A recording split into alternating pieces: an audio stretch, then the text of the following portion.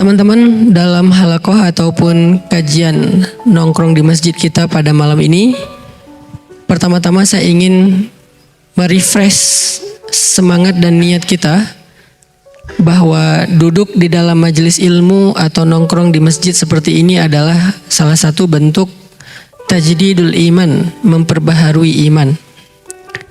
Salah satu bentuk dari recharging iman, nge-recharge kembali iman kita kepada Allah Subhanahu wa taala.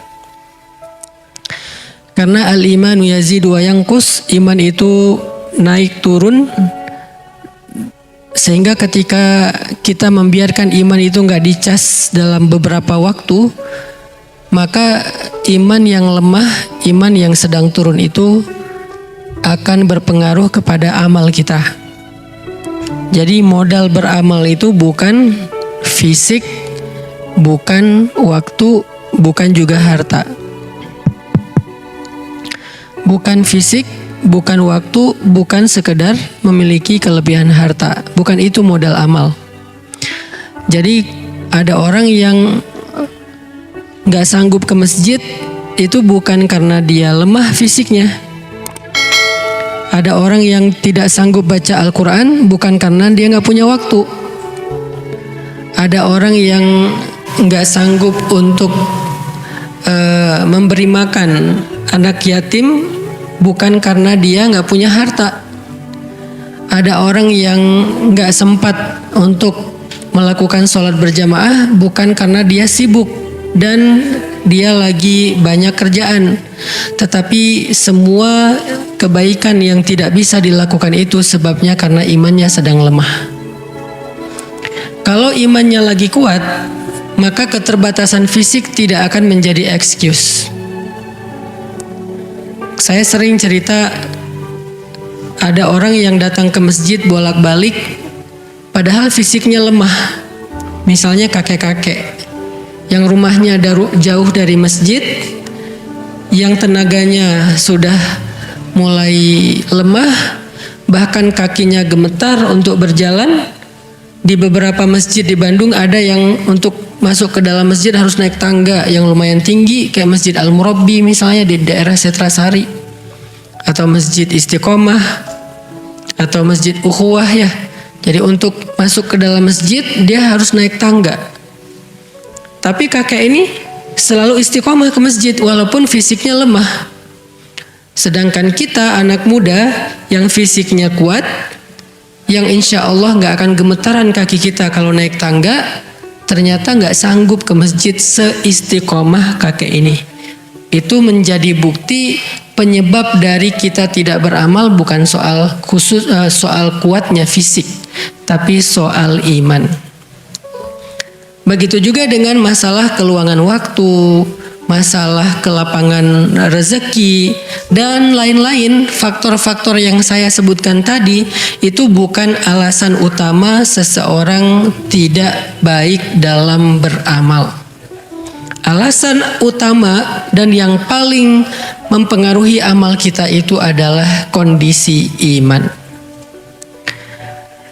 Sehingga kalau kita ingin lebih baik lagi dalam amal solih, ingin lebih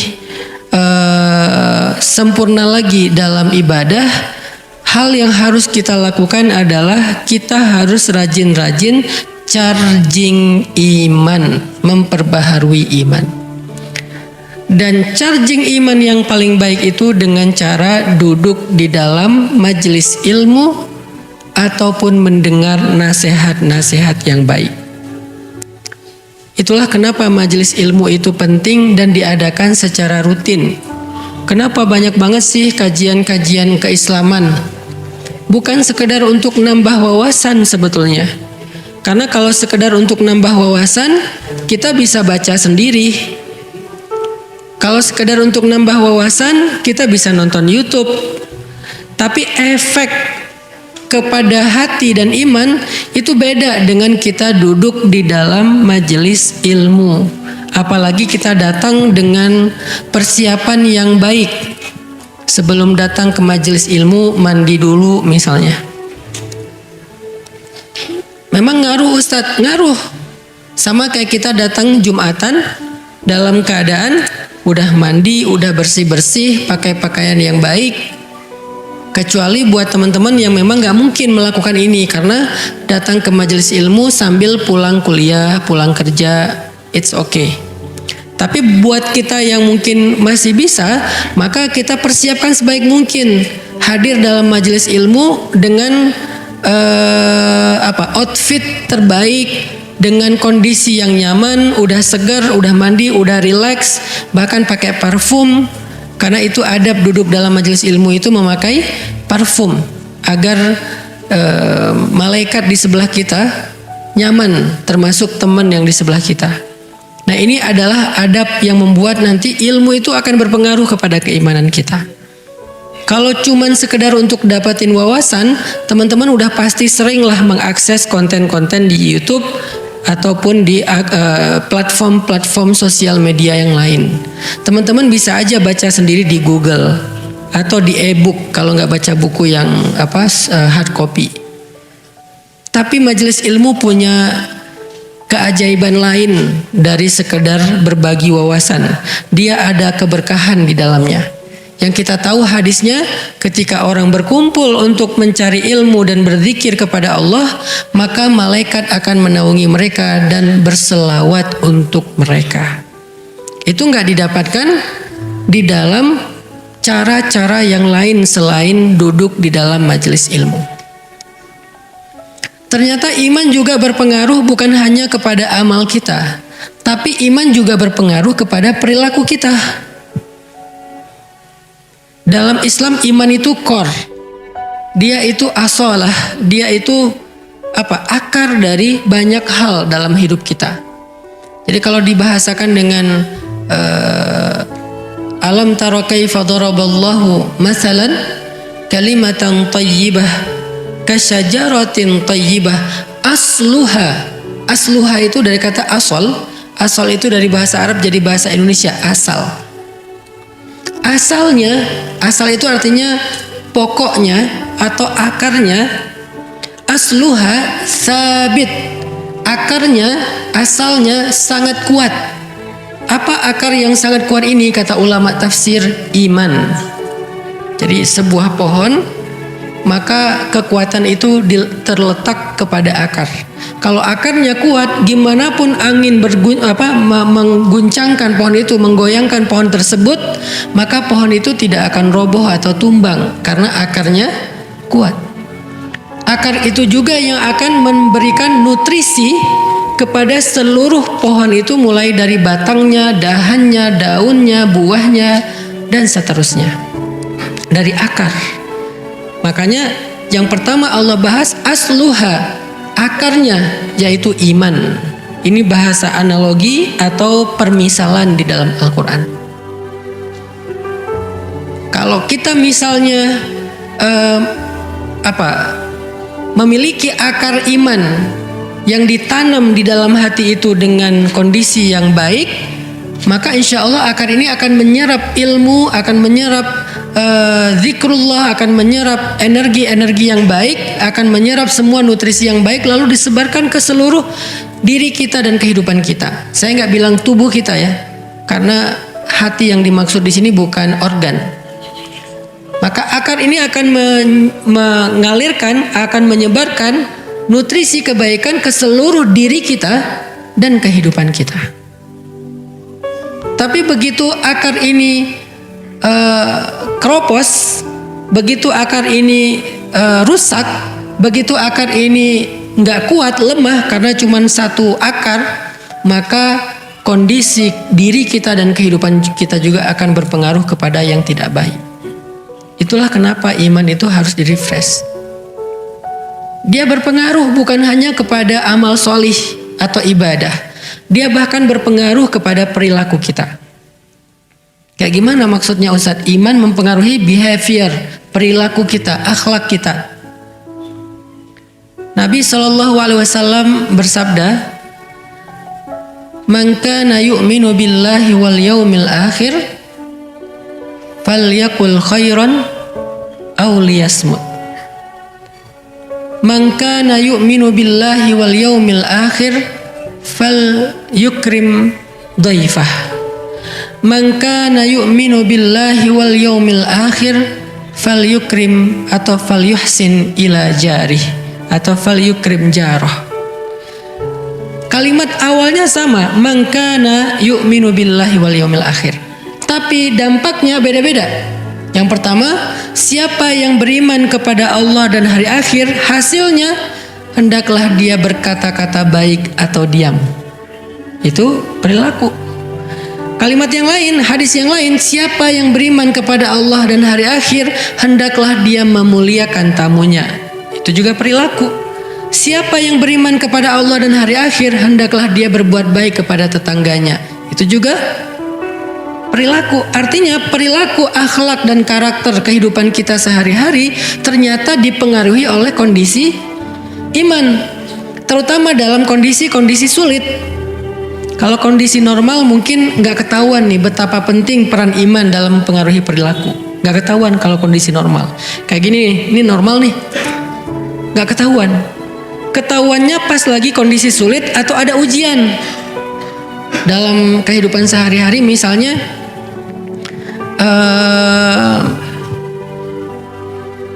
perilaku kita di dalam rumah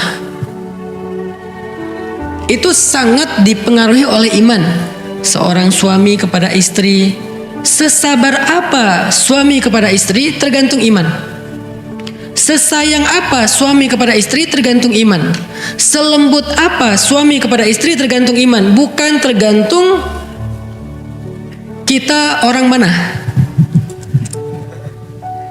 Jangan sampai saya kan orangnya kayak gini, saya itu dari Sumatera, saya itu orang Makassar, saya itu orang Surabaya, Jawa Timur, saya orang Madura, saya orang Aceh, saya orang Medan nih.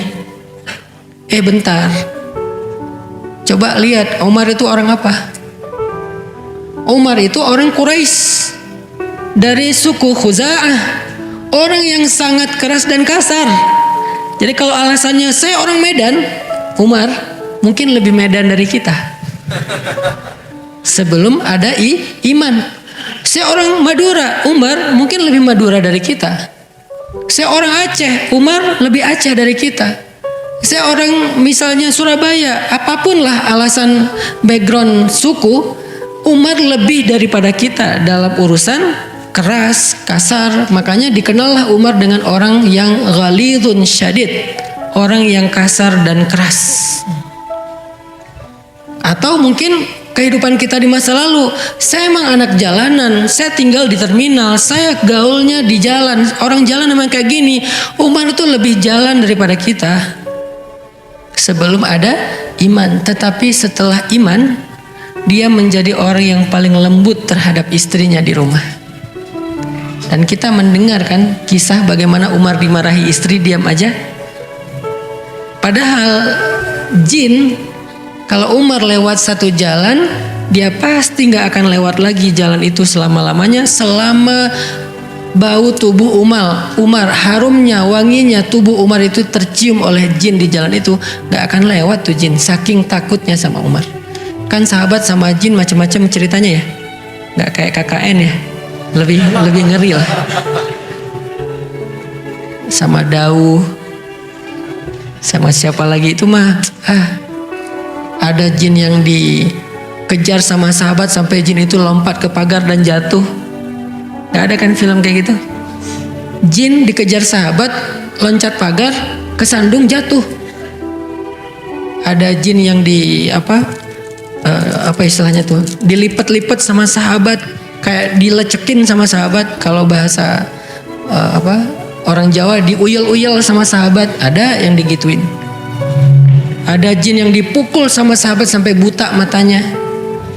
Kalau Umar gak usah fisik, aroma tubuhnya Umar aja jin udah lari. Saking takutnya jin sama Umar. Kok takut? Apa sih yang ditakuti dari Umar? Ghalidun syadid, kasar dan kerasnya Umar. Bukan hanya iman ya. Kalau iman kenapa gak Abu Bakar yang kayak gitu? Karena Abu Bakar secara iman kita tahu nggak ada tandingannya di antara umat Islam setelah Rasulullah kan. Kalau ditimbang satu kalau ditimbang iman Abu Bakar di satu timbangan, kemudian iman kaum muslimin sepanjang sejarah dari zaman Nabi sampai sekarang di timbangan yang lain, maka iman Abu Bakar itu lebih berat. Jadi pastinya kalau karena alasan kesolehan, Abu Bakar udah lebih soleh daripada Umar pastinya. Walaupun sama-sama soleh. Apa yang ditakuti oleh jin dari Umar yang tidak dialami oleh Abu Bakar, tidak dialami oleh Utsman, tidak dialami oleh sahabat-sahabat yang lain, itu tadi. Bahkan Khalid aja nggak ngalamin. Khalid nggak gitu sama jin. Jin takut sama Khalid, tapi nggak segitunya. Khalid bin Walid. Siapa lagi jagoan-jagoannya Nabi? Sa'ad bin Abi Waqqas. Siapa lagi? Banyaklah keren-kerennya sahabat. Pastinya Ali bin Abi Thalib. Ali sebetulnya juga sangat ditakuti jin. Jin mengambil jarak dari Ali itu sekian jauh. Tapi Umar aroma aja ditakutin sama jin. Kenapa? Saking ghalidun syadid, saking keras dan kasarnya Umar, itu jin aja takut dengan kerasnya Umar. Nggak bisa mungkin kita jabatan tangan sama Umar aja, tangan kita remuk dan Umar nggak sengaja. Oh kenapa? Sampai ada yang patah, saking kerasnya dan kuatnya Umar. Jin takut banget tuh. Tapi orang kayak gini di rumah dimarahin istri, diam aja. Kenapa? Karena iman. Karena Nabi yang nyuruh gitu. Bersikap lemah lembutlah kamu kepada pasanganmu, kepada perempuan. Sehingga ketika perempuan marah, maka Umar bin Khattab akhlaknya terhadap istrinya menjadi baik karena iman di dalam hatinya. Begitu juga dengan perilaku yang di luar rumah, mulai dari tetangga, mulai dari tamu, mulai dari dan seterusnya. Seperti yang kita pernah dengar kisah ada sahabat Ansor yang menyambut tamu di rumahnya dengan menghidangkan makanan satu-satunya yang dia punya, yang bahkan dia dari siang belum makan, anak-anaknya belum makan kan.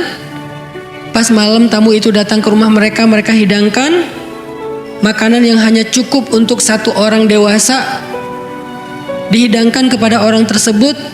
Lalu tamu itu merasa gak enak hati, ini gimana makannya, tuan rumah kok gak makan, terus ini makanannya cuma sedikit, cukup gak kalau saya makan, nanti tuan rumah jadi gak makan misalnya. Akhirnya yang punya rumah memadamkan lampu di rumahnya, lalu menemani tamu ini makan dengan cara kecap-kecap seolah-olah ikut makan sampai tamu ini kenyang. Kok bisa ada yang berperilaku kayak gitu kepada tamu yang bahkan gak dia kenal? Kalau tamu itu teman lama mungkin beda cerita. Kalau tamu itu adalah misalnya saudara atau keluarga dekat, beda cerita. Ini tamu gak dikenal, sesama mukmin doang nih modalnya, sesama orang yang beriman. Kok bisa kayak gitu? Karena mukmin itu diantara mereka adalah ikhwah. Innamal mu'minuna, sesungguhnya orang yang beriman itu bersaudara. Jadi dia perlakukan lebih daripada saudara biologisnya, sehingga dia bisa berperilaku seperti itu kepada tamu. Apa dasarnya? Iman. Asluha sabit. Iman itu mempengaruhi perilaku banget. Iman itu mempengaruhi mental. Kalau yang pertama tadi iman mempengaruhi amal solih. Yang kedua iman itu mempengaruhi perilaku. Yang ketiga iman itu mempengaruhi mental. Arti mental, kuat nggak kuatnya kita dalam menghadapi masalah itu tergantung iman. Ada orang yang masalahnya kecil tapi dia bilang, kenapa cuman saya yang diginiin Allah? Allah nggak adil. Saya udah nggak kuat lagi. Saya pengen mati aja. Dan seterusnya keluh kesah yang seolah-olah dia merasa dialah orang yang paling susah di muka bumi. Sebetulnya dia bukan orang paling susah di muka bumi. Dia lagi lemah iman. Karena kalau dia mau fair, dia mau objektif, pasti dia akan menemukan banyak orang di luar sana yang lebih susah daripada hidupnya. Kehidupan mereka lebih susah daripada kehidupannya tuh banyak di luar sana. Kalau kita mulai sedikit melihat keadaan orang yang di bawah kita, itu nggak perlu susah payah kita untuk menemukan mereka. Ada di mana-mana dan mereka lebih susah daripada kita dalam urusan kehidupan. Sehingga kita nggak layak mengeluh kalau mereka aja nggak ngeluh gitu. Sehingga kita nggak boleh berputus asa kalau mereka aja masih berusaha. Sehingga kita nggak boleh menyerah kalau mereka aja masih berjuang. Karena mereka lebih susah dari kita. Tapi kenapa kita berkeluh kesah seolah-olah kita merasa orang yang paling susah dalam hidup di dunia? Iman. Mentalnya nggak kuat. Hanya masalah perasaan, nggak jadi nikah, diputusin, ditolak lamaran, dan seterusnya. Dicuekin, nggak diberikan harapan, atau malah ditikung temen dalam urusan perasaan nih. Apa yang menjadikan seseorang bertahan, survive, bahkan kemudian sukses, sementara yang lain hampir bunuh diri, ada yang bahkan bunuh diri terus nggak berhasil? Apa yang membedakan mereka? Apakah masalahnya? Enggak. Masalahnya hampir sama di antara mereka. Yang membedakan mereka kekuatan iman yang mempengaruhi mental mereka. Jadi kalau hari ini banyak yang mengalami masalah mental atau mental illness, apapun namanya, mau bipolar, mau skizo, mau apapun namanya, maka harusnya hal yang perlu kita kuatkan adalah akar dari diri kita. Akar dari diri kita itu ada di dalam hati, namanya iman. Itu yang harus dikuatkan. Namanya masalah, semua kita punya masalah pasti. Ustadz punya masalah, pasti punya. Masalah kita itu setiap hari, cuman ada yang masalahnya pas satu fase masalahnya kayak naik banget, jadi banyak banget masalah kayak nggak beres-beres. Ada aja bertubi-tubi, ada fase yang landai, tapi tetap ada masalah, cuman nggak seperti yang fase tadi. Ngalamin, semua kita ngalamin, bukan saya doang, bukan teman-teman doang, kita semua ngalamin fase kayak gitu. Apa yang membuat bertahan? Dalam rumah tangga nih, buat yang udah nikah, ada fase ketika kayaknya lagi nyaman, tiba-tiba turun sampai nggak kebayang di bawahnya tuh, kayak nggak kebayang, aduh kok berat banget, atau kok sesek banget kayak orang nyelam. Ada kalanya lagi kayak terbang gitu, slow, santai, bisa lihat view yang indah. Ada kalanya turun tapi masih nyaman karena ada di daratan atau di permukaan air. Ada kalanya nyelamnya cuma 5 meter, enak juga. 10 meter, 20 meter, udah mulai kayak ditekan, sesek, sakit kepala, telinga bunyi nguing-nguing, ya. Ada kalanya yang seperti itu, sehingga pengen nyerah, pengen naik ke permukaan cepat-cepat dan ninggalin pasangan kita di bawah. Ada. Apa yang membuat orang bertahan? Iman. Iman kayak gimana maksudnya? Iman yang mengajarkan dia bertahan, karena iman akan mengatakan la tai'asu min rahmatillah. Jangan berputus asa dari rahmat Allah. Inna nasrallahi qarib. Pertolongan Allah itu sudah dekat. Bertahan, sabar. Pertolongan Allah itu sudah dekat. Allah itu pasti nolong hambanya yang sabar. Gak mungkin dianggurin, gak mungkin ditinggalin, gak mungkin dicuekin, tuh gak mungkin. Iman yang bilang kayak gitu, gak mungkin. Ketika kita mengatakan, kok bisa sih Allah ninggalin saya? Pasti bukan iman yang ngomong itu. Yang ngomong itu siapa? Syak, keraguan. Kan lawannya iman keraguan kan? Wa minan nasi man yaqulu amanna billahi wa bil yaumil akhir wa ma hum bimu'minin.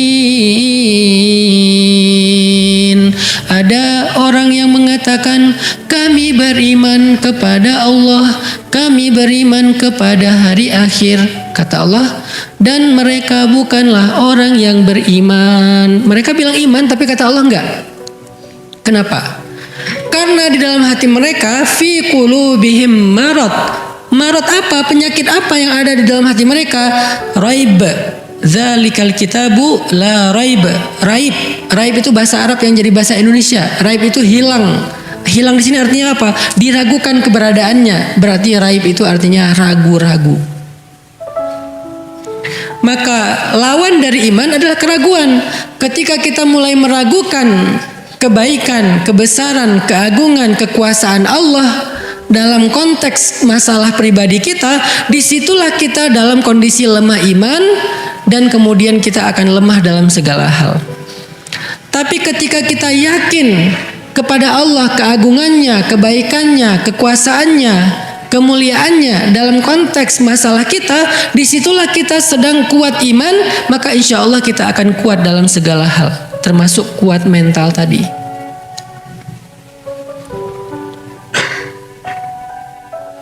Yang pernah saya alamin itu salah satunya adalah ujian dalam masalah keluarga misalnya. Itu kalau misalnya nggak kuat, itu udah selesai. Tapi karena kita bertahan, pokoknya saya nggak akan pernah ninggalin pasangan saya. Pokoknya saya nggak akan berhenti untuk memberikan nafkah terbaik kepada pasangan saya. Gimana pun cara berjuangnya, mau berdarah-darah, mau kayak gimana, terus bertahan. Dan setelah beberapa waktu, Allah yang menentukan waktunya, bukan kita ya. Jangan sampai saya akan bertahan tapi dengan syarat setahun. Setelah setahun berarti ini salah Allah nih. Kan saya udah sabar. Bukan kita yang menentukan waktunya. Makanya ketika para sahabat bertanya, mata nasrullah, kapan datangnya pertolongan Allah? Allah tetap nggak jawab besok. Allah tetap nggak jawab nanti malam. Allah tetap nggak jawab besok pagi atau kapan waktu yang spesifik, yang jelas gitu, enggak. Allah bilangnya ala inna nasrullahi qarib, udah dekat.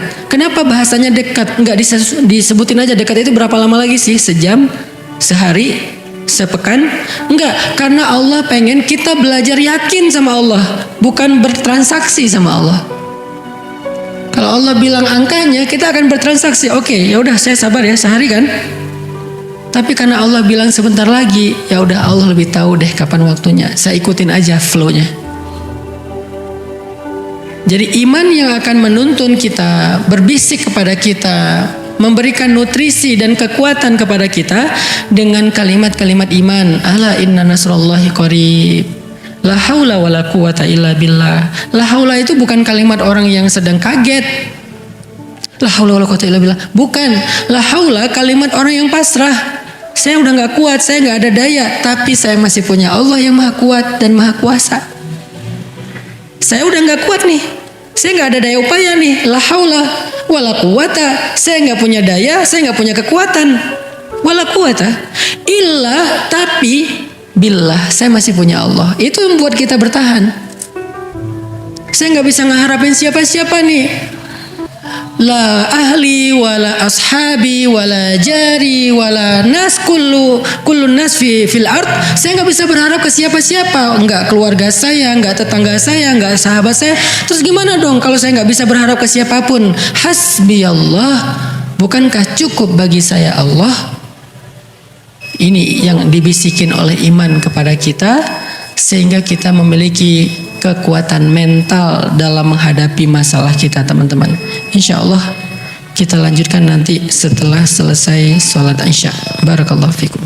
Bismillahirrahmanirrahim. Teman-teman yang dirahmati Allah Subhanahu wa taala, kita lanjutkan pembahasan tentang iman. Karena ini adalah pertemuan pertama kita setelah Lebaran, saya berharap prolog ini bisa menjadi penyemangat buat kita untuk selalu hadir dalam kajian-kajian kita ke depannya, bukan hanya di Masjid Nurul Falah, nanti juga kita adakan kalau memang sudah waktunya, sudah siap di pesantren Cilengkrang, kemudian juga di masjid-masjid yang lain. Kita tadi membahas bagaimana iman itu mempengaruhi amal kita, ibadah kita, termasuk kayak orang yang bersedekah. Orang yang bersedekah itu berapa jumlah sedekahnya itu tergantung iman. Kalau dia yakin sama hadis Nabi, iman itu kan artinya yakin dan percaya ya. Kalau dia percaya, kata Nabi, demi Allah tidak akan berkurang harta karena sedekah. Semakin dia yakin dengan kalimat itu, ya semakin dia sedekahnya semaksimal yang dia bisa, walaupun tetap ada fikihnya. Jangan sampai kita memberikan sesuatu yang menjadi hak waris kita, menjadi hak keluarga kita, sampai kemudian keluarga kita kelaparan, kecuali dengan seizin mereka. Kayak cerita sahabat tadi ya, yang ngasih makan kepada tamu dengan seizin istrinya. Tapi kalau nggak dengan seizin istrinya, dia zalim kepada keluarganya. Yang jadi pelajaran adalah kadang-kadang kita punya kelebihan rezeki pun tapi merasa sayang untuk diberikan. Dan kita merasa kalau udah sedekah itu uang kita berkurang. Kenapa orang merasa kalau sedekah uangnya berkurang? Karena dia ragu akan dikembaliin gak nih sama Allah. Cuman gak bisa ngomong. Yang berbicara di situ hatinya. Lisan kita nggak mungkin bilang Allah ngembaliin gak uang saya, nggak mungkin. Tapi kita kan berkomunikasi dengan Allah lewat hati juga. Kadang-kadang dengan lisan kita berkomunikasi dengan Allah, tetapi hati kita sebaliknya. Innallaha la yanzuru ila aswarikum wala ila a'malikum, walakin yanzuru ila qulubikum. Allah itu berkomunikasi dengan kita bukan dengan fisik dulu, bukan zahir dulu, tapi hati kita. Jadi kalau lisan kita bilang amanna, hati kita bilang ragu, maka Allah bilang wa ma hum bimu'minin. Kenapa kita kayak ragu-ragu mau sedekah? Karena kita pikir ini dibalikin gak ya, dibalikin gak ya? Buktiin deh, buktiin sendiri. Saya gak akan minta nih pakai apa, sini kasih, saya gak akan minta gitu. Buktiin sendiri-sendiri aja deh.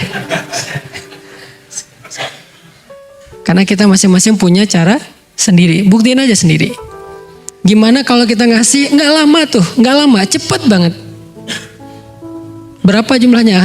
Jangan tanya saya, Allah lebih tahu. Saya nggak berani menjanjikan angkanya karena bisa dikonversi dalam bentuk angka, bisa dikonversi dalam bentuk kehidupan, bahagia, hidayah, bisa juga untuk keluarga, anak kita, dan yang lebih baik lagi dikonversinya di akhirat. Jangan semuanya pengen diambil di dunia, terus akhirat kita sisanya apa? Kan kita nggak hidup sekali doang teman-teman. Kita hidup tuh 2 kali. Mati yang sekali, hidup 2 kali. Dan dalam kehidupan kita di akhirat, kita juga butuh bekal seperti kehidupan di dunia. Tapi karena kehidupan di dunia ini kita nggak lama, bekalnya nggak banyak-banyak amat. Sedangkan kehidupan akhirat lama, susah. Udah nggak bisa ikhtiar lagi. Di dunia kita masih bisa ikhtiar nih. Di akhirat kita tinggal make yang di dunia. Udah gak bisa diikhtiarkan lagi. Itulah kenapa butuh bekal akhirat. Jangan semuanya pengen dihabisin di dunia. Kali 700 kali lipat. Kita sedekah 1000 pengen balik 700.000. Kok baliknya cuma 100.000? Kan 600.000-nya di akhirat. Karena kita butuh di akhirat itu lebih banyak daripada butuh di dunia. Kecuali di akhirat ada lapangan pekerjaan. Masih ada proyek-proyekan, masih bisa dagang. Masalahnya di akhirat gak ada itu. Adanya cuma nikmat dan kesusahan. Orang yang nikmat artinya dia mendapatkan rahmat Allah dan Allah merahmati dia karena amal-amal dia. Ini biar lengkap nih kalimatnya. Dia tidak mendapatkan nikmat karena amalnya, tetapi dia mendapatkan nikmat karena rahmat Allah. Masuk surga karena rahmat Allah, tetapi Allah merahmati yang beramal. Kan gitu ya. Kita gak masuk surga karena sholat. Kita gak masuk surga karena sedekah, karena puasa, karena amal solih. Kita masuk surga karena rahmat Allah. Iya, terus pertanyaannya, siapa yang Allah rahmati? Yang beramal solih. Gimana Allah merahmati yang berbuat dosa, maksiat dan zalim? Kalau gitu di mana keadilan Allah? Kalau Allah sama-sama merahmati yang zalim sama yang terzalimi. Orang menyakiti kita, kemudian maaf nih bahasa lebih vulgar lagi. Seorang koruptor, seorang begal, seorang perampok yang belum bertobat nih ceritanya. Mengambil hak orang lain, merampas hak orang lain, menyakiti orang lain, sama masuk surganya dengan korbannya. Terus di mana keadilan Allah? Kecuali dia sudah bertaubat. Artinya kita di akhirat itu udah nggak bisa lagi beramal, nggak bisa lagi berusaha, sehingga orang yang menyesal di akhirat pasti ngomongnya gini, ya Allah kembalikan saya ke dunia, maka saya akan melakukan ibadah, sholat, sedekah dan seterusnya. Pasti minta dibalikin ke dunia. Kenapa? Karena di dunia doang bisa berusaha kayak gitu. Sehingga apa yang kita lakukan di dunia ini kalau nggak Allah balas persis dengan angka-angka dalam persepsi logika kita, yakinlah Allah tetap ngebalas kok, cuman dikonversinya di akhirat.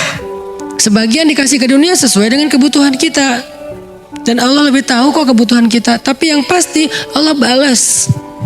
Dan seringnya sih cara Allah berhitung itu lebih baik daripada cara kita.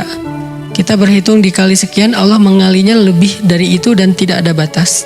Seringnya kayak gitu sih. Iman yang menyuruh kita melakukan itu. Berpengaruh kepada ibadah. Kenapa kita berpuasa? Karena Allah memanggil ya ayyuhalladzina amanu, wahai orang yang beriman. Orang yang beriman yang bisa berpuasa. Kalau nahan lapar dan haus, banyak orang yang bisa, tapi berpuasa dengan makna yang utuh hanya orang yang beriman. Panjang lagi nanti tuh ceritanya tentang bab itu.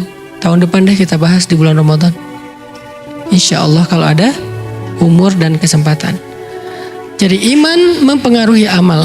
Kalau kita amalnya lagi lemah, pasti imannya lagi lemah. Coba segera tajdid iman kita, perbaharui iman kita, refresh iman kita. Kalau ibarat akar, siram lagi tuh akar, kasih pupuk. Tapi kadang ada orang yang ketika dia amalnya lagi drop, dia nggak tahu mau ngapain. Terus nanya, Ustadz gimana ya biar semangat beribadah? Sederhana jawabannya, tajdid iman kamu, perbaharui iman kamu. Itu berlaku untuk semua kita. Cuman Rasulullah yang imannya stabil. Setelah Rasulullah bahkan sahabat pun imannya naik turun. Cuman naik turunnya sahabat tuh gini. Naik turunnya kita gini. Udah naik masih nurun sebetulnya. Orang yang normal naik turunnya gini. Kita naik turunnya gini. Apa naik turun kayak gini tuh? Kalau lagi turun yang wajib aja ditinggalin. Kalau lagi naik cuman yang wajib-wajib aja. Kalau yang normal, kalau lagi naik yang sunnah. Kalau lagi turun yang wajib tetap terjaga. Kalau sahabat lagi turun sunnah. Kalau lagi naik sunnahnya lebih dari itu.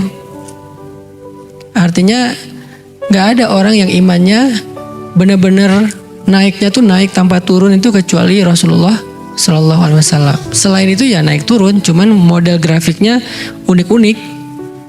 Sebaik-baik naik turunnya ya grafiknya para sahabat. Setiap hari imannya naik turun tetapi mengarah ke atas. Kita kalau bisa kayak gini nih, itu udah keren sih. Naik amal soleh yang sunnah-sunnah ditambah. Pas turun yang wajib nggak ditinggalin. Kalau pas turun yang wajib ditinggalin, pas naik yang wajib dikerjain itu juga nggak khusyuk-khusyuk amat, ya udah pasti kayak gini nih, ke arah ke bawah. Lagi naik nih imannya, mulai salat wajib, naik iman salat wajib, kebayang nggak lagi turun? Karena harusnya turun iman salat wajib, naik iman salat sunnah. Naik iman baca Al-Ikhlas, kebayang nggak turunnya? Lagi alhamdulillah lagi semangat nih, qul huwallahu ahad.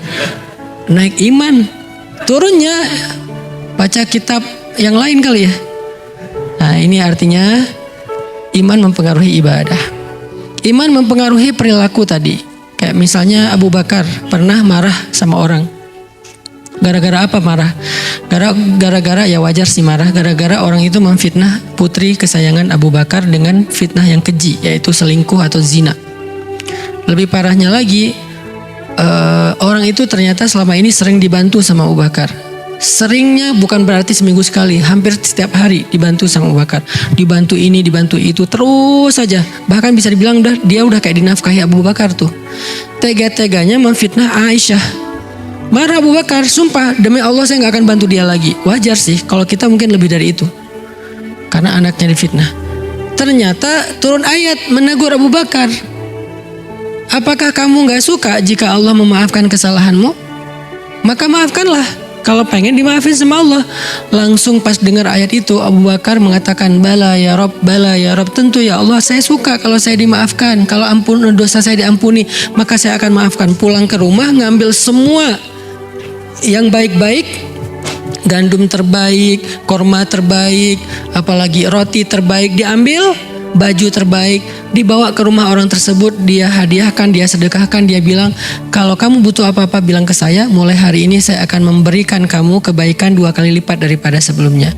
Apa yang membuat Abu Bakar mampu memaafkan bahkan kemudian berbuat baik kepada orang tersebut? Iman. Iman gimana? Iman percaya dengan perintah Allah, dengan seruan Allah di dalam Al-Quran, dan tidak ada di dalamnya kecuali kebaikan. Allah yang nyuruh. Allah yang nyuruh maafin, udah maafin. Kalau Allah bilang jangan maafin ya nggak maafin. Ini kita kebalik. Yang Allah suruh apa? Perangi, yang Allah suruh cegah, yang Allah suruh hindari, malah kita bela. Yang Allah suruh sayangi, malah kita abaikan. Ini kan kebalik. Makanya hidup kita susah, hidup kita banyak keanehan. Sekarang penyakit muncul, macam-macam penyakit. Karena kita membiarkan apa yang Allah marah.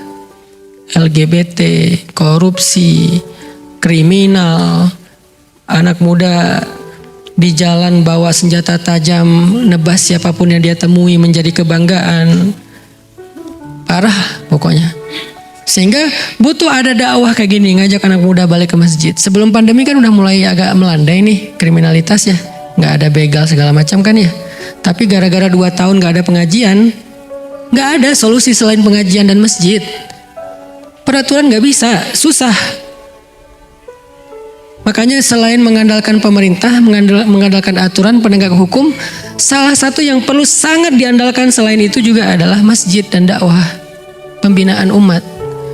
Tapi kalau pembinaan umat ini malah dicurigai, dihalang-halangi, dibubarkan, nah ini berarti dia nggak ada niat baik untuk Indonesia. Dia membiarkan Indonesia semakin kelam. Butuh tajdid iman, karena perilaku itu tergantung iman. Di jalan, kenapa sekarang banyak adegan orang ribut, keserempet dikit ribut, motor nabrak mobil lari, kan mobil susah ngejar. Dia nggak percaya kalau kita nabrak mobilnya lecet, dia rugi 20.000 beli kumpon, kita akan dibalas sama Allah senilai itu, mungkin lebih dari itu kalau dia doanya lebih parah. Rugi ya Allah saya 20.000, balikin 2 juta. Kan ngeri tuh. Saya pernah keserempet naik motor yang bawa asisten saya. Karena mobil di depan yang bawa ibu-ibu, mungkin dia juga terlalu dekat, gimana kita yang nabrak, kita yang salah lah ya. Tiba-tiba nabrak pakai ban depan kan, cuman ngegores-gores biasa lah, pakai kumpon yang putih, nggak usah yang merah juga beres sebetulnya. Tapi si ibu minta KTP, mana KTP-nya? Bu, saya tanggung jawab, kalau perlu saya cariin kumpon sekarang nih. Enggak, saya minta KTP. Buat apa? Takut masnya lari. Kalau lari, saya tadi udah lari. Kalau mau lari, saya udah lari. Ibu nggak bakal ngejar saya. Orang saya naik motor, macet lagi tuh daerah Setiabudi. Nggak mungkin ibu bisa ngejar saya. Kalau mau lari, saya bisa lari dari tadi. Saya berhenti karena saya nggak mau nanti Allah mengambil dari hak saya yang lebih gede dari ini. Saya takut sama Allah, saya bilang. Akhirnya dia tahu kalau saya ustadz, akhirnya minta maaf, udah beres, damai. Rugi kan? Harusnya udah saya ganti tuh, ujung-ujungnya ganti sendiri kan? Kena ceramah. Artinya iman itu menahan kita dari marah, dari mengambil hak orang lain.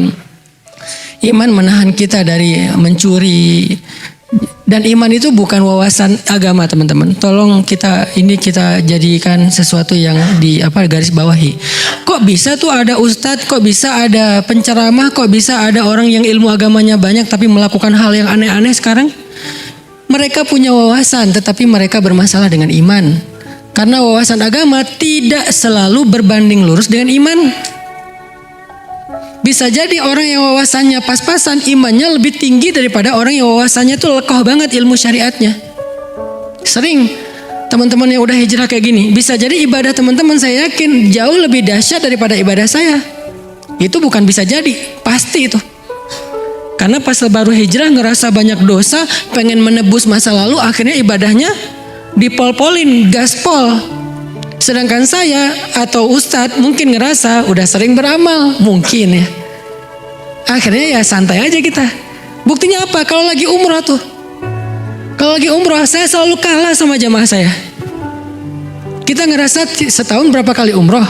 Jamaah kita ngerasa mungkin umrohnya seumur hidup cuma sekali. Kebayang gak tuh beda spiritnya? Sehingga akhirnya jamaah saya setiap hari cium Hajar Aswad. Setiap hari tawaf 5 kali. Setiap waktu sholat dia tawaf. Kemudian khatam Al-Quran selama 10 hari di sana pas lagi umroh. Pas saya dengar lagi di ruang makan kan kita suka ngobrol tuh. Alhamdulillah Ustaz hari ini cuma jarak suat. Oh Masya Allah ibu, perasaan saya udah berapa kali umrah belum pernah. Kenapa Ustadz kalah sama dia? Karena ilmu agama tidak selalu berbanding lurus dengan iman. Makanya yang kita lagi belajar di sini bukan wawasan. Teman-teman kalau mau dapat ilmu agama lebih, bukan belajar ke saya, belajar ke Ustadz Abdul Somad, belajar ke Ustadz Ali Hidayat, belajar ke Gus Baha. Ini kan orang-orang yang fakih dan alim di bidang agama. Kalau saya cuman seorang dai, bisa ngajak untuk nge-refresh iman, semangat iman tentang kebesaran Allah. Karena kita belajar iman, biar naik nih iman kita. Kalau iman naik, insya Allah amal, perilaku, mental menjadi lebih baik. Jadi teman-teman jangan heran ya kalau misalnya ada ustadz, apapun namanya, kiai atau habib, dia orang yang tahu banget ilmu agama, hal haram kok melakukan hal yang aneh. Itu dia punya wawasan tetapi tidak punya iman. Itu juga sangat kita sayangkan. Makanya yang kita coba duduk dalam majelis ilmu itu tujuannya pengen belajar iman. Belajar iman itu isinya apa Ustadz? Belajar kebesaran Allah. Udah itu aja. Saya nggak mau memperluas pembahasan kemana-mana. Saya nggak bahas tentang fikih. Karena fikih akan mudah ketika kita beriman. Fikih terasa jadi beban dan berat kalau iman kita lemah. Kenapa 13 tahun di Mekah fikih belum terlalu kompleks? Ayat-ayat syariat belum turun kecuali sedikit sekali. Kenapa? Karena sahabat sedang dibina dulu imannya selama 13 tahun. Begitu nanti sampai ke Madinah hijrah, turun ayat syariat, ini boleh, ini nggak boleh, ini halal, ini haram, ini lakukan, ini tinggalkan. Semuanya menjadi mudah buat mereka, hasil dari kekuatan iman selama 13 tahun. Tapi kalau dibalik fasenya, baru belajar langsung, baru masuk Islam langsung, lakukan ini, berat, nggak akan kuat. Muncullah, Islam mah beban. Saya nggak berani hijrah, belum siap. Saya belum siap untuk ini, belum siap untuk itu. Yang belum siap itu bukan apa-apa, imannya yang belum siap. Maka yuk kita belajar iman supaya buruan bisa siap. Kenapa ada orang yang meninggalkan satu pekerjaan yang orang lain itu menginginkan pekerjaannya? Karena di dalamnya ada syubhat. Kalau karena di dalamnya ada syubhat, orang lain kok mau yang syubhat? Karena iman. Iman yang membuat dia berani dan mengambil resiko untuk meninggalkan pekerjaan yang penghasilannya besar karena di dalamnya ada syubhat atau yang haram. Sedangkan yang lain yang imannya lemah atau mungkin belum punya iman, dia tidak melihat itu. Buat dia mana yang menguntungkan dan menghasilkan, bukan mana yang baik dan diridhoi Allah. Buat kita yang nggak baik, nggak diridhoi Allah, itu bukan rezeki. Jadi kalau ada istilah bukan rezeki kita, itulah yang bukan rezeki kita. Mana yang bukan rezeki kita? Yang haram, itu bukan rezeki kita. Kalau ada yang halal kita hilang, itu bukan, narasinya bukan ini bukan rezeki kamu, bukan. Narasinya Allah mau mengganti dengan yang lebih baik dengan ini. Yang bukan rezeki kita itu yang haram, udah itu aja. Jangan sampai kita berpikir ketika kita kehilangan sesuatu memang bukan rezeki saya, rezeki kita itu. Tapi kalau kita sabar, Allah pengen mengganti yang lebih baik. Yang bukan rezeki kita itu yang haram atau yang syubhatnya kebanyakan. Kalau yang syubhat-syubhat dikit di zaman ini agak susah.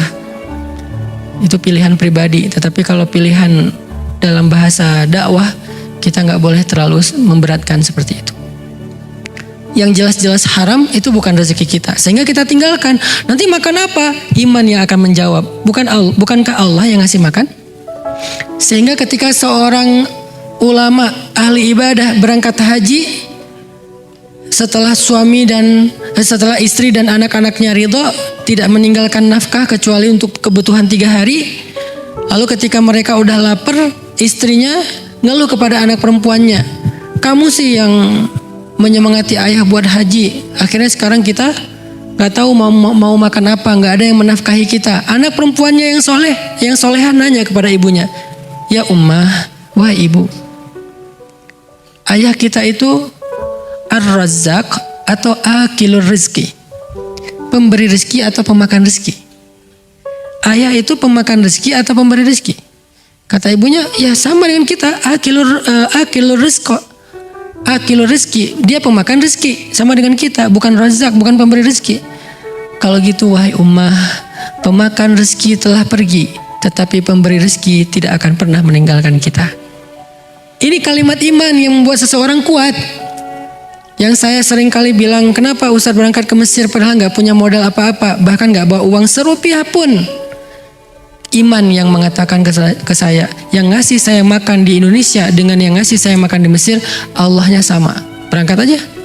Tapi setelah ikhtiar maksimal ya, ikhtiar ngumpulin duit, akhirnya ada duit habis buat pakai beli visa dan tiket. Udah nggak ada lagi sisa. Ya udah berangkat karena udah azam, sudah ikhtiarnya maksimal. Fa idza faraghta fansab wa ila rabbika farghab. Iman yang nyuruh kita teman-teman, memaafkan, iman yang nyuruh kita menyambung silaturahim yang terputus, iman juga yang nyuruh. Kalau pakai hawa nafsu dan ego nih, nggak bakal kita kayak gitu.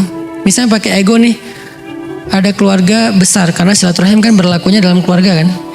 Ada keluarga kita, apa sepupu atau paman atau ponakan atau ipar atau siapapun lah keluarga besar. Ada yang kita nggak srek sama dia, terus sempat ribut, udah gitu putus hubungan. Nggak ada di grup keluarga besar, kemudian nggak pernah chat, nggak mau tahu, kalau lebaran nggak mau ketemu, dan seterusnya lah, terputus. Kita orang yang merasa marah sama dia ngerasa nggak akan rela saya nyambung silaturahim sama dia. Dia jahat banget sama saya, jahat sama keluarga saya, jahat sama ibu saya, jahat sama istri saya. Pokoknya saya udah nggak nganggap dia lagi nih keluarga. Tapi karena ada hadis qudsi di mana Allah berfirman ketika amal manusia dinaikkan kepada Allah setiap hari Senin dan hari Kamis dan setiap pagi dan petang. Maka kemudian Allah berfirman, amhilu hadzain hatta yastaliha. Anziru hadzain hatta yastaliha. Tahan amal dua orang ini sampai mereka berdamai. Kalau mereka masih terputus silaturahim, amal mereka tergantung antara langit dan bumi. Kalau mereka wafat, meninggal dalam keadaan silaturahimnya masih terputus, maka amalannya akan berguguran, tidak bernilai di mata Allah. Karena kita yakin dengan itu, kita paksakan diri kita, kita lawan ego kita, kita datang menyambung orang yang memutuskan kita di antara keluarga. Sil man qata'aka, sambunglah orang yang memutuskanmu. Jadi silaturahim itu bukan bertamu teman-teman. Lagi ngapain? Lagi silaturahim. Bukan itu silaturahim. Kenapa silaturahim itu pahalanya gede banget? Karena bukan sekedar bertamu. Kalau sekedar bertamu pahalanya gede, mudah banget ya. Silaturahim itu amalan istimewa karena emang susah. Apa silaturahim itu? Silman qata'aka, sambunglah yang memutuskan. Tapi di sini maksudnya keluarga ya, bukan yang lain. Saya pengen silaturahim sama kamu. Itu nggak ada hadisnya tuh. Nggak boleh loh kita memutuskan silaturahim. Sering kan kayak gitu ya. Pas diputusin bilang, nggak boleh memutuskan silaturahim loh. Emang lo siapanya gua? Sepupu bukan, adik bukan, paman bukan ya. Kan orang lain. Di situ nggak berlaku silaturahim. Kalaupun berlaku dalam kebaikan, bukan dalam masalah pacaran, berlakunya ukhuwah, islahu dzatil bain, bukan silaturahmi. Silaturahmi berlakunya dalam keluarga. Kepada siapa objeknya? Bukan yang lagi nyaman, yang nggak nyaman itulah objeknya. Kalau silaturahim hanya memilih yang nyaman-nyaman, itu bukan sedang menyambung yang terputus, itu sedang menjaga persaudaraan. Bagus juga, cuman bukan hadis silaturahmi. Silaturahmi itu atau silaturahim itu hadisnya silman qata'aka, sambung yang memutuskanmu. Datang kita ke dia, walaupun dia yang memutuskan kita. Setelah datang ternyata dia nggak membuka pintu, minimal tanggung jawab kita sudah tertunaikan sehingga amal kita terangkat kepada Allah. Tinggal amal dia yang tergantung di antara langit dan bumi. Kita mah enggak. Tapi kalau kita nahan ego, kita mau menjaga ego, maka dua-duanya tergantung di antara langit dan bumi. Siapa yang menyuruh kita berbesar hati, lapang dada, ringan bebannya? Iman. Alam nashrah laka sadrak, bukankah kami telah melapangkan dadamu? Apalagi? Alam nashrah laka sadrak wa wada'na anka wizrak, kami turunkan bebanmu. alladzi anqadha dhahrak, yang memberatkan punggungmu, wa rafa'na laka dzikrak, dan kami tinggikan derajatmu. Kayak gimana cara biar dada kita lapang? Apa arti dada lapang, teman-teman? Ada yang tahu nggak? Apa arti dada lapang? Apa? Gak ada beban? Bukan. Karena kalau ada ikhlas, beda. Apa? Memaafkan. Ridho. Oke, semuanya mirip-mirip. Dada lapang itu artinya di dalam hati kita muat kesalahan-kesalahan orang lain dan tidak membebani kita. Kesalahan orang lain itu masih masuk dalam hati kita, tidak bikin kita sesek. Itu namanya lapang dada. Kalau satu ujian, satu musibah, satu kesalahan orang lain udah bisa bikin kita nyesek, itu sempit dadanya tuh. Maka dia perlu banyak-banyak berdoa, Rabbi syrah li sadri, ya Allah lapangkan dada saya, Rabbi syrah li sadri. Itu bukan doa sebelum ngomong doang itu. Sebelum ceramah, sebelum public speaking, sebelum ketemu orang, Rabbi syrah li sadri wa yassir li amri. Bukan doa buat itu doang. Ketika kita ngerasa satu kesalahan pasangan kita udah bikin kita nyesek, pasti dada kita sempit. Ustaz gak ngerasain sih, bentar.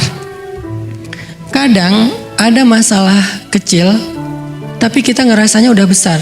Kenapa? Karena tempat di dada kita kecil. Kadang ada masalah besar, tapi rasanya kecil, karena tempat di dalam hati kita itu lapang. Contoh, ruang masjid ini. Ruang masjid ini kalau diisi 1000 orang, kira-kira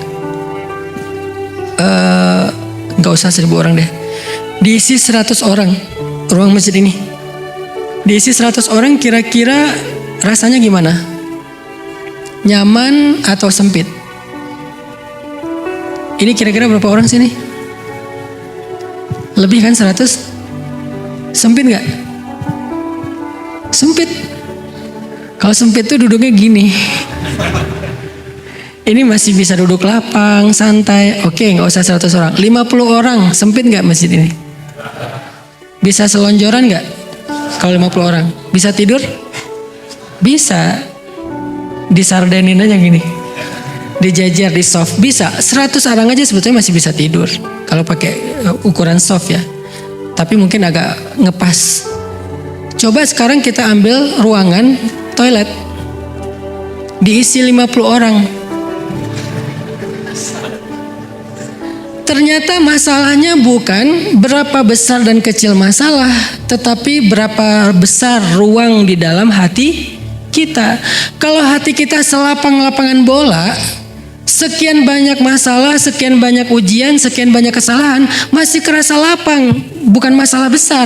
Tapi karena hati kita sempit, sesempit toilet, 2-3 masalah itu udah sesek tuh. Makanya orang yang alam nasyrah laka sadrak berarti orang yang siap dengan berbagai macam masalah karena dadanya lapang. Nabi itu syarhus sadar banget, lapang banget dadanya, sehingga beliau nggak mudah terganggu dengan omongan orang-orang lain. Yang buat Nabi sedih itu bukan celaan mereka, Nabi nggak terpengaruh dengan celaan mereka. Orang Quraisy mencela beliau, menghina beliau, memfitnah beliau, itu nggak ngaruh kepada hati beliau. Yang bikin beliau sedih, mereka nggak beriman, menolak kebenaran, itu yang bikin Nabi sedih. Nabi sedih untuk mereka, bukan untuk dirinya. Jadi jangan pernah, Nabi juga kan sedih Ustaz kalau dicela. Enggak. Kata siapa Nabi sedih kalau dicela? Nabi sedih kepada orang yang mencela, bukan karena celaannya. Kalau kita sedih karena celaannya, orang itu celaka, senang kita. Nabi sedih karena tahu orang yang mencela itu akan celaka. Yang dicela itu kekasih Allah. Dan Allah tuh gak ridho banget kekasihnya dicela. Sama kayak kita, kekasih kita dicela, keluarga kita, orang yang kita sayangi dicela, kita gak ridho, apalagi Allah. Nabi takut itu sama orang itu. Kasihan dia mencela saya, ntar kalau Allah marah gimana? Kasihan dia menghina saya, ntar kalau Allah murka gimana?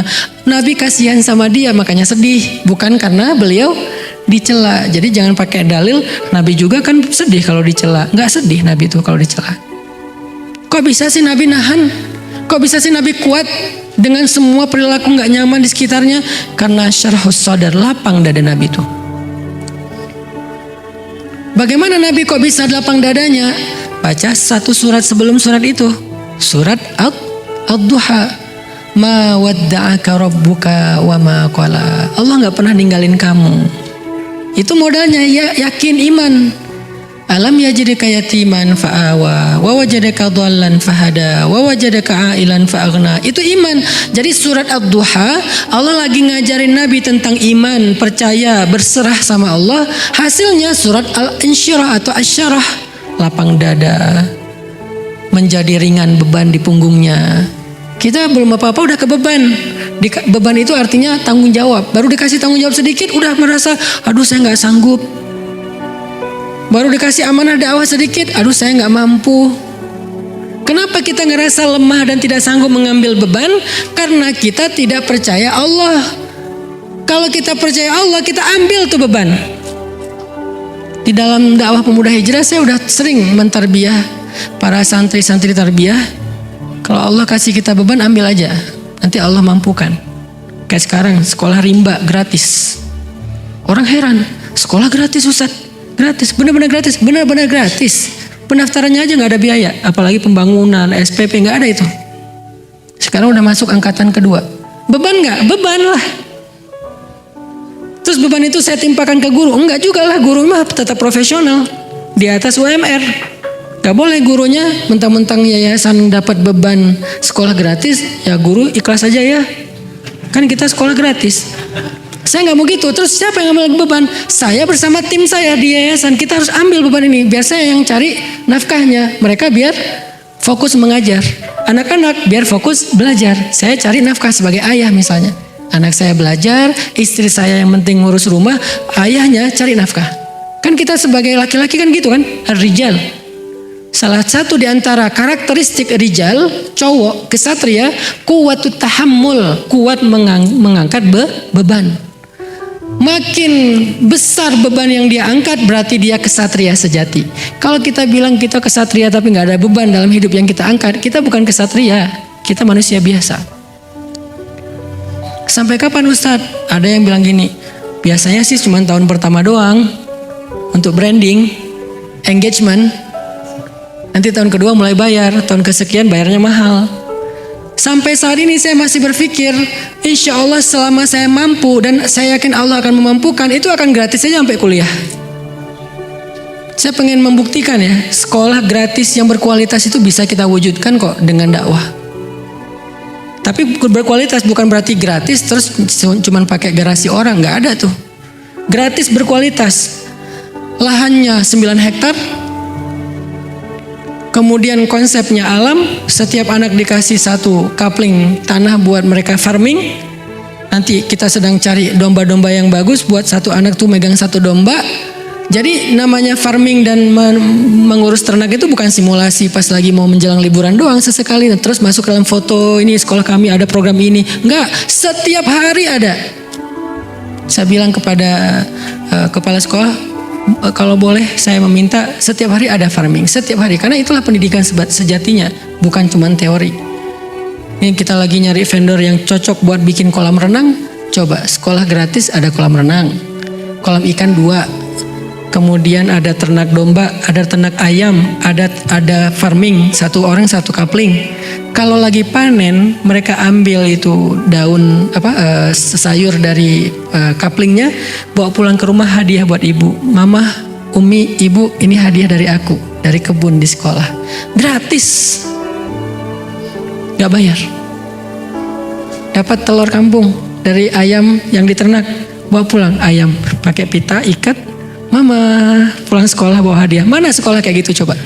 Yang bayar sekian puluh juta aja belum tentu bisa kayak gitu kan? Akhirnya karena di sekolah nggak ada program kayak gitu, pergi ke mall, ke PVJ, cuma mau ngasih makan kelinci. Bayar pula. Udah kita yang ngasih makan, bayar. Tapi kan namanya juga objek wisata ya, wajar.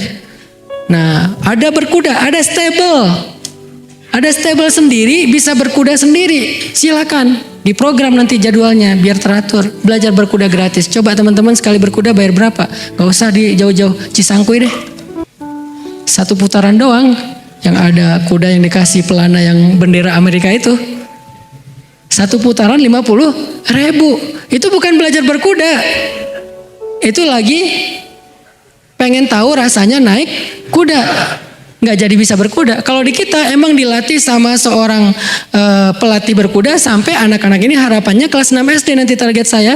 Mereka itu udah bisa berkuda dengan gallop, udah canter, udah lari. Udah benar-benar bisa berkuda karena itu bukan atlet ya, itu skill wajibnya cowok, khususnya cowok. Kalau cewek sunnah boleh, kalau bisa lebih bagus, nggak bisa nggak apa-apa. Cowok harus berenang, harus bisa berenang. Gratis. Itu namanya beban. Kok Ustaz ngambil kayak gitu sementara finansial pemuda hijrah juga nggak gede-gede amat, belum tentu siap sekian tahun. Saya punya keyakinan kalau kita udah ambil beban, Allah akan kuatkan. Kekuatan apa? Pundak kita ini tergantung beban yang kita pikul dalam konteks agama. Sehingga kalau kita nggak berani ngambil beban ya kita selamanya ngerasa belum siap, belum mampu, nggak bisa dan seterusnya. Begitu kita ambil beban tiba-tiba sanggup. Itu yang saya lakukan dalam keluarga. Ketika ada keluarga misalnya saudara, ipar, sepupu dan seterusnya, ada apa kebutuhan apa, kita coba ambil bebannya. Ya udah nggak apa-apa, nanti biar saya aja. Emangnya saya punya, belum tentu saya kelebihan harta juga, tapi setelah itu Allah ganti. Ternyata ngeri gantinya tuh. Apa yang membuat kita mau mengambil beban, teman-teman? Iman.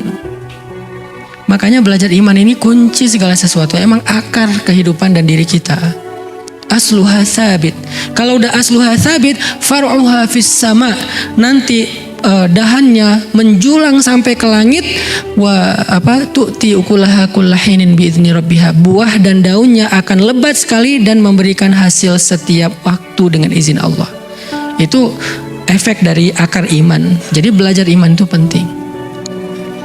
Gara-gara belajar iman, kita akhirnya jadi berani melakukan hal-hal yang orang lain gak berani. Kita jadi mampu melakukan hal-hal yang orang lain gak mampu. Termasuk tadi masalah mental. Kita bertahan dengan hal yang orang lain gak bertahan.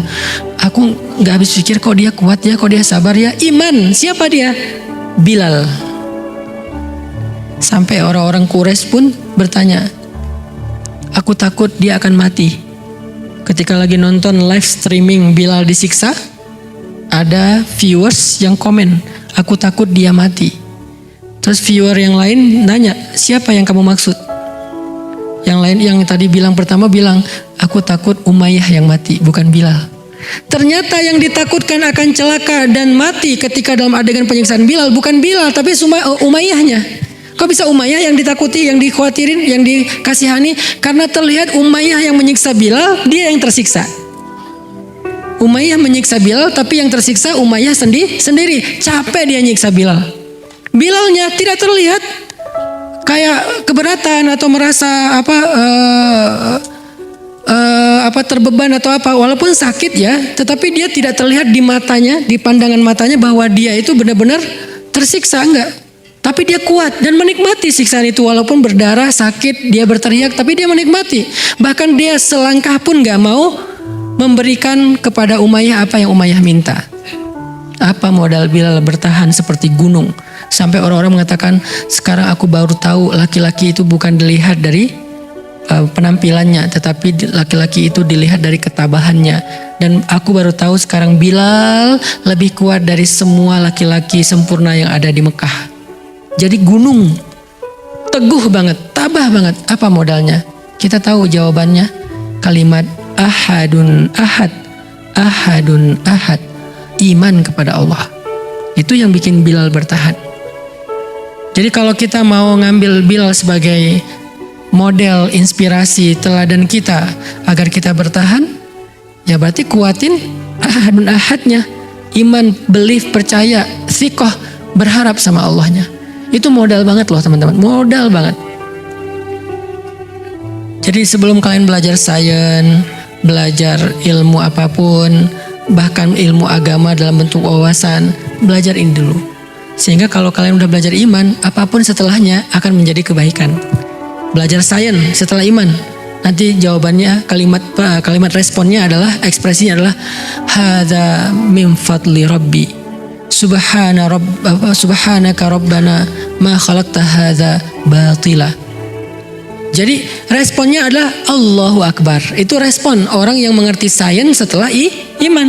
Tapi orang yang mengerti sains tapi nggak ngerti iman, responnya adalah ini adalah fenomena alam. Kalimat fenomena alam, dia lebih mending pakai kalimat itu daripada memuji Allah. Padahal ini bukan fenomena alam doang, ya, tetapi di atasnya ini kebesaran Allah. Ini kebesaran Allah. Sekecil apapun penemuan saintis yang dia dapatkan, maka dia akan mengatakan ini kebesaran Allah, ini kebesaran Allah. Karena biasanya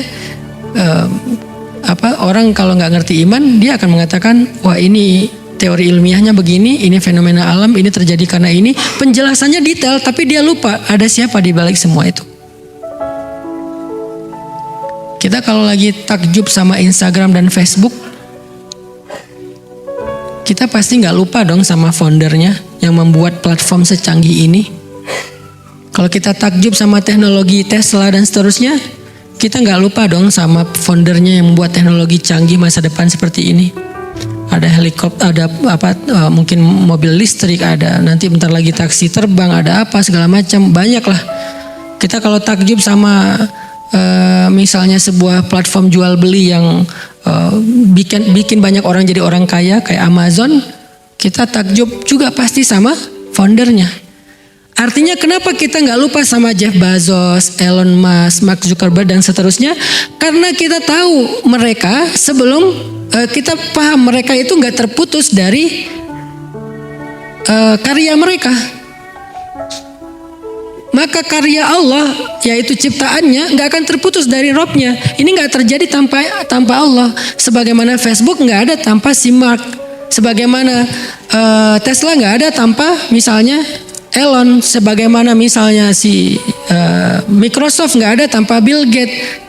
Amazon nggak ada tanpa Jeff dan seterusnya. Kita yakin itu.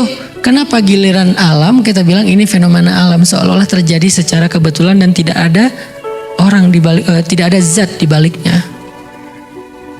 Kita kagum banget sama karya-karya kecil manusia, kita kurang kagum sama karya besar yang Maha Pencipta.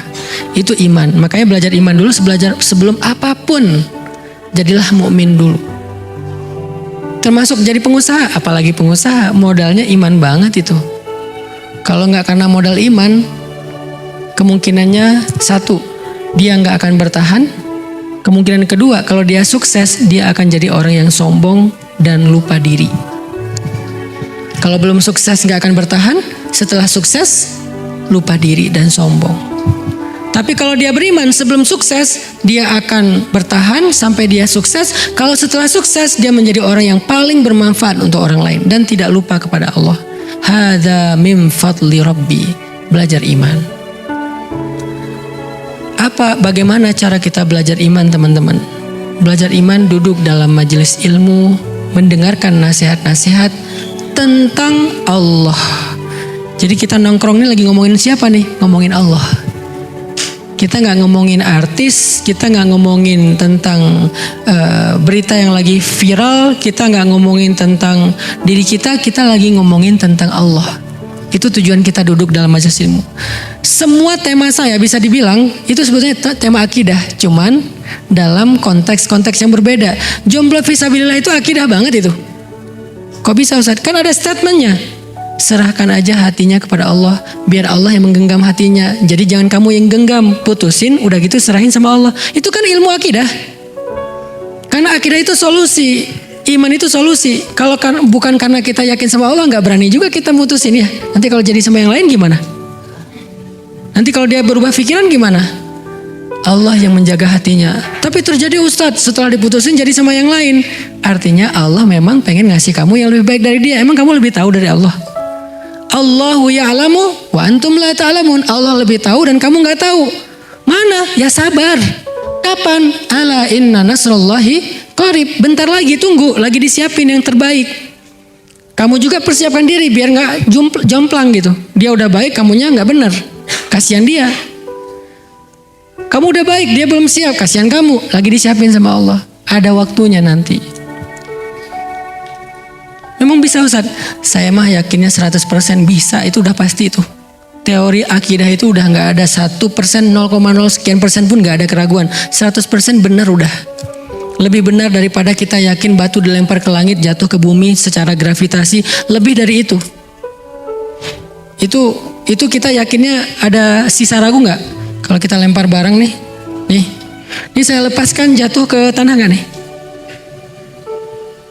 Masih ada yang meragukan? Kayak gitu aja kita yakinnya 100% gara-gara gaya gravitasi. Harusnya kepada Allah kita lebih yakin daripada kepada gravitasi. Berarti nggak boleh ada keraguan secuil pun. Yakin banget. Lebih yakin daripada benda yang saya jatuhkan nanti pasti akan jatuh ke tanah atau ke lantai. Lebih yakin dari itu. Kalau lebih yakin dari itu, falimal ya'as. Kenapa berkeluh kesah? Kalau lebih yakin dari itu, kenapa harus berkeluh kesah? Udah tenang aja, ada Allah. Itu kan kalimat yang sering-sering saya ulang-ulangi. Jadi kajian saya dari 2015, apapun judulnya, sebetulnya substansinya itu ilmu tentang akidah. Cuman saya nggak suka membahasnya dengan teori rububiyah, uluhiyah, asma, sifat. Kenapa? Karena saya ingin menyederhanakan dan membuatnya mudah untuk kita pahami. Kalau mau bahas kayak gitu bisa. Kita tinggal buka kitab akidah, kita tinggal ikutin kurikulum tentang bab akidah, ma'rifatullah, banyak. Dan kita juga dulu waktu di pondok 6 tahun belajar itu. Terus di Al-Azhar belajar itu juga. Tapi kenapa nggak dibahas kayak gitu aja? Kalau dibahas kayak gitu, segmentasi saya bukan orang yang baru hijrah dan baru mau hijrah. Tapi segmen saya udah lama belajar akidah dan mereka nggak butuh dakwah saya. Yang butuh dakwah saya orang yang pengen pulang ke Allah tapi nggak tahu jalan. Mereka tuh pengen pulang sama Allah tapi nggak tahu jalan. Jalan yang ditunjukin sama yang lainnya itu nggak kebaca sama mereka, ribet. Baca mapnya tapi saya nggak ngerti nih mapnya nih apa. Mereka butuh map yang sederhana tapi sampai. Itu kan. Sehingga kita sederhanakan bahasanya. Kebayang nggak teman-teman pakai mobil yang di dashboard atau head unitnya itu bahasa Cina. Ada kan yang mobil build up tuh. Bahasa Jepang, bahasa Cina. Mau mencet oke aja kita bingung. Mana nih oke-nya? Kita cari yang paling kecil, biasanya oke kan 2 huruf tuh. Cari yang simbol-simbolnya sederhana, klik, ternyata itu cancel. Bisa juga kayak gitu.